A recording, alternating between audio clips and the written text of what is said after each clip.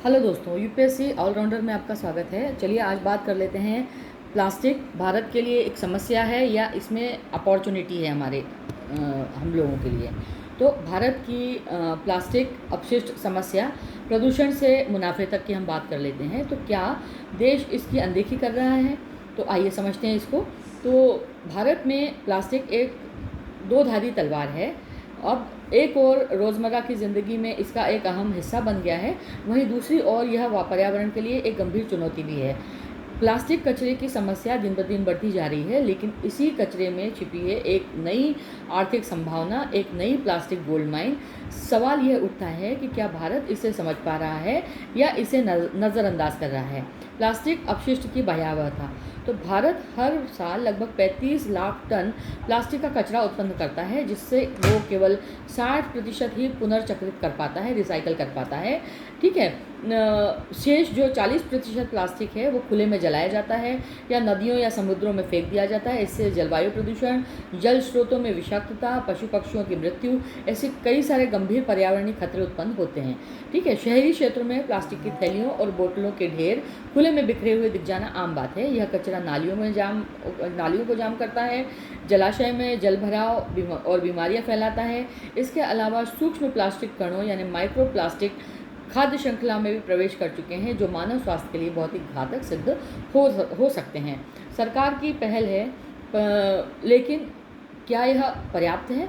भारत सरकार ने 2022 में सिंगल यूज़ प्लास्टिक पर प्रतिबंध लगाया था, लेकिन इन नियमों के प्रभाव सीमित रहे क्योंकि जागरूकता और क्रियान्वयन की कमी अब भी चुनौतीपूर्ण बनी हुई है। वहीं छोटे व्यापारियों और गरीब वर्ग के लिए सस्ती प्लास्टिक सामग्री अभी भी आवश्यक वस्तु बनी हुई है। क्या प्लास्टिक वेस्ट वास्तव में वेल्थ बन सकता है?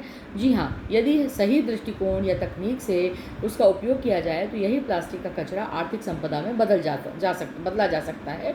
अब इसका कैसे बदला जा सकता है? तो पुनर्चक्रण उद्योग इसका। तो भारत में अभी भी प्लास्टिक रिसाइकलिंग उद्योग पूरी तरह से विकसित नहीं हुआ है। यदि इसमें निवेश बढ़ाया जाए, तो आधुनिक तकनीकें लाई जाएं, तो उसमें करोड़ों रोजगार जो है उनका सृजन किया जा सकता है।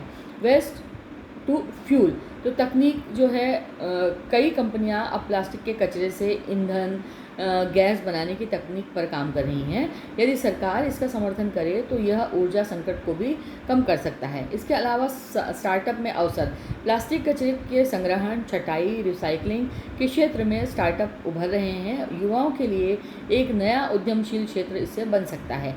सड़क निर्माण में, तो प्लास्टिक कचरे में अब सड़क बनाने की तकनीक न केवल पर्यावरण के लिए हितैषी है, बल्कि सड़कों को अधिक टिकाऊ भी बनाती है। भारत के कई हिस्सों में ऐसी सड़कें पहले भी बन चुकी हैं। अब चुनौती और संभावना दोनों एक साथ कैसे है? चुनौती और कैसे संभावना है, इसको समझते हैं। तो भारत के पास अवसर हैं। वह प्लास्टिक के कचरे को केवल पर्यावरणीय समस्या मानने के बजाय उसे सर्कुलर इकोनॉमी का हिस्सा बनाएं। इसके लिए 3 प्रमुख कदम उठाना से ज़रूरी है। पहला, नीति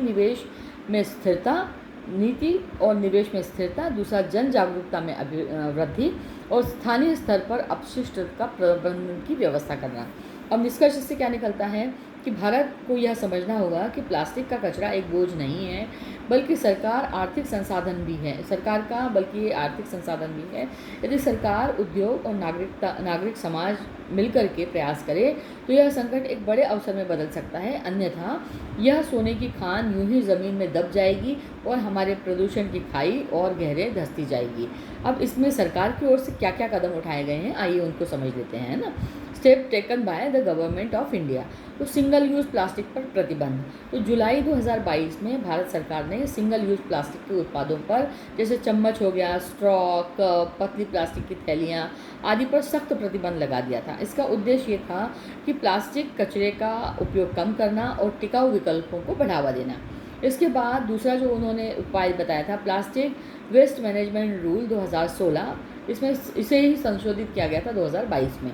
इस नियम के तहत एक्सटेंडेड प्रोडक्ट प्रोसीजर जो है उसको उन्होंने लागू किया था। EPR के नाम से ये कहा जाता है, रिस्पॉन्सिबिलिटी एक्सटेंडेड प्रोड्यूसर रिस्पॉन्सिबिलिटी, मतलब EPR लागू किया गया था, जिसमें कंपनियों को अपने उत्पादों उत्पादों के प्लास्टिक पैकेजिंग को पुनः एकत्र करके उसे रिसाइकल करने की जवाबदारी सौंपी गई थी।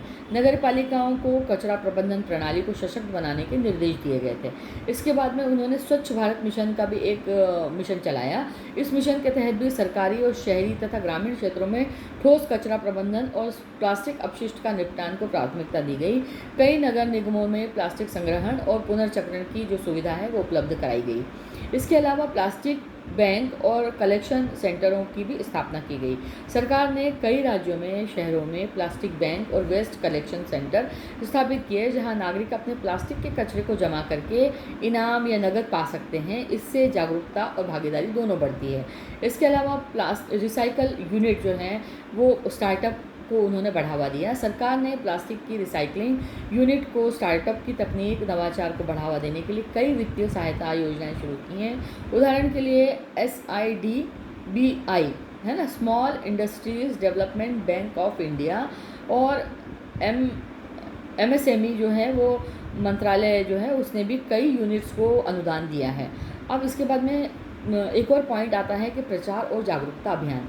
तो सरकार ने पर्यावरण मंत्रालय द्वारा बीट प्लास्टिक पॉल्यूशन, से नो टू प्लास्टिक, प्लास्टिक से रक्षा, स्वच्छता ही सुरक्षा जैसे अभियानों के माध्यम से लोगों को जागरूक किया जा रहा है। टीवी, रेडियो, सोशल मीडिया और स्कूलों में भी इसकी शिक्षा दी जा रही है। प्लास्टिक से सड़क निर्माण, तो प्लास्टिक जो वेस्ट है उससे सड़क निर्माण की भी, रोड कंस्ट्रक्शन भी किया जा रहा है। सरकार ने नीति बना करके प्लास्टिक अपशिष्ट से सड़कों के निर्माण को मान्यता दी है। यह तकनीक सस्ती, टिकाऊ और पर्यावरण हितैषी है। अब देश में 1 लाख किलोमीटर से अधिक सड़कें प्लास्टिक कचरे से बनाई जा चुकी हैं। अब इसके अलावा सरकार ने क्या किया है, पर्यावरण संरक्षण अधिनियम भी बनाया है उन्होंने, है ना, एनवायरनमेंट प्रोटेक्शन एक्ट 1986। ये अधिनियम जो है इसके तहत प्लास्टिक के कचरे को फैलाने पर जुर्माना और दंड का प्रावधान है। कई राज्यों में निरीक्षण टीमें के द्वारा इसकी निगरानी की जा रही है। इसके अलावा सरकार ने कई अच्छे कदम उठाए हैं, लेकिन इनका सफल क्रियान्वयन, स्थानीय निकायों की सक्रियता और जन भागीदारी इसमें बहुत ज़रूरी है। यदि सरकार, उद्योगों और आम जनता मिलकर के इस दिशा में काम करें तो भारत प्लास्टिक प्रदूषण से न केवल निजात पा जाएगा बल्कि इसे एक आर्थिक अवसर में भी बदल सकता है। उम्मीद है आपको मेरा ये सेशन अच्छा लगा होगा। अगर आपको मेरा ये सेशन अच्छा लगा है तो प्लीज़ मेरे चैनल को लाइक, शेयर और सब्सक्राइब कीजिए। Thank you.